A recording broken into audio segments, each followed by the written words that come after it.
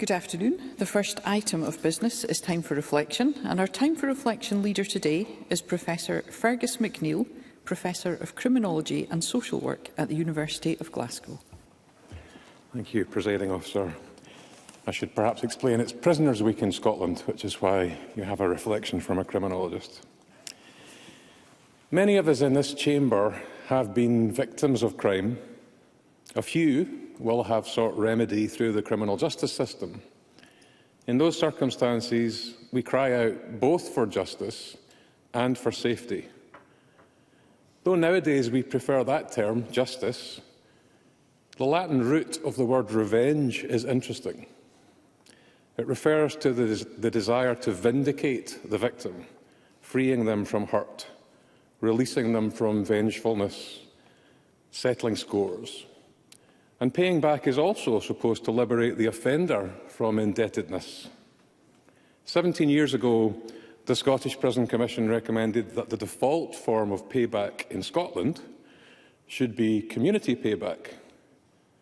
Rather than relying on the pain of imprisonment to exact retribution, they urged us towards more constructive forms of reparation through compensation, service to communities, and the hard work of rehabilitation.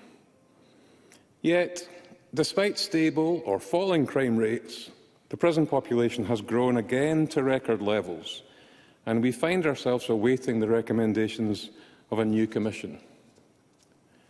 Why, then, is the prison still our preferred apparatus of punishment? As a criminologist, I know that it can't be because prison works, because holding other things equal, the evidence shows that imprisonment is more likely to generate reoffending than rehabilitation. In the long term, the bars and the walls don't make those of us on the outside safer, and they don't improve the lives or characters of those on the inside. So I think we persist with imprisonment for two other reasons. Firstly, we've bought into the mythology of the prison as a magic box in which to dump and disappear social problems. Secondly, and more fundamentally, if we're honest, we're just not sure that community payback will satisfy our thirst for punishment. But here's the rub. Like most of us in this chamber, and most people in Scottish prisons, I've been a victim, I've been a witness, and yes, I've been an offender. I've also worked in criminal justice for 40 years, and I've never met a person who was truly liberated by someone else's suffering. What I've experienced is suffering people freed by connection and belonging and by repaired and reciprocated trust.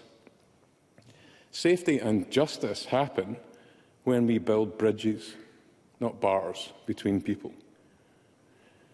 When Jesus was asked to condemn a sinner to suffer being stoned to death, he said, "Let the one without sin cast the first stone." No one dared.